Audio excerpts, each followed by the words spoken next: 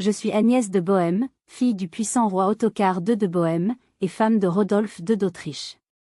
Mon destin s'est tracé dans une époque marquée par les luttes de pouvoir, les intrigues politiques et les alliances stratégiques, mais aussi par l'espoir de paix et de stabilité dans le Saint-Empire romain germanique. Né dans la splendeur de la cour royale de Bohême, j'ai grandi entouré de richesses et de savoir, mais aussi des ombres de la guerre. Mon père, Ottokar II, était un homme de grande ambition, mais son règne fut marqué par des conflits constants avec Rodolphe Ier, le père de mon époux. Ces luttes culminèrent avec la défaite de mon père à la bataille de Marchfeld en 1278, où il perdit la vie.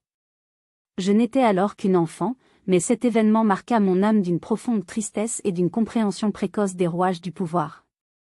En 1282, à l'âge de 16 ans, on me maria à Rodolphe II, fils de Rodolphe Ier de Habsbourg, dans une tentative de sceller une paix durable entre nos deux lignées.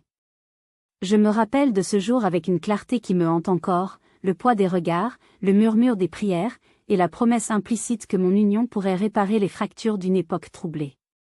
Rodolphe, bien que d'une nature réservée, se montra aimable et respectueux, et, peu à peu, j'ai appris à apprécier ses qualités. Notre vie commune était loin d'être ordinaire. Nous étions constamment en mouvement, entre les résidences royales et les terres des Habsbourg, tout en tentant de renforcer notre position face aux éléments turbulents de l'Empire. Mon rôle en tant qu'épouse n'était pas seulement de donner des héritiers bien que cette pression était écrasante mais aussi de maintenir l'équilibre politique. Rodolphe II n'était pas un homme d'armes, à l'instar de son père, mais il cherchait à consolider l'autorité des Habsbourg par la diplomatie. Je me souviens de ces longues soirées où nous échangions des idées sur l'avenir de nos enfants et de nos terres. Mais, hélas, le destin fut cruel avec nous. Rodolphe II souffrait d'une santé fragile et ne pouvait assumer pleinement ses responsabilités.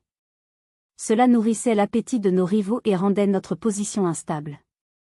Durant ces années, je pris souvent sur moi d'assurer des négociations et d'intervenir auprès de la cour impériale pour défendre les intérêts de notre maison.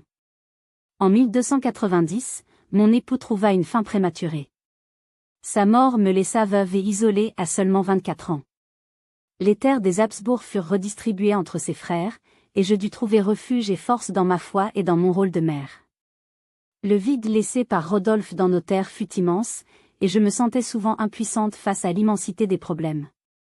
Aujourd'hui, alors que je regarde en arrière, je vois ces années comme un écheveau complexe d'amour, de devoirs et de pertes. Mon union avec Rodolphe II représentait plus qu'un simple mariage, elle était le symbole d'un espoir fragile dans un monde divisé.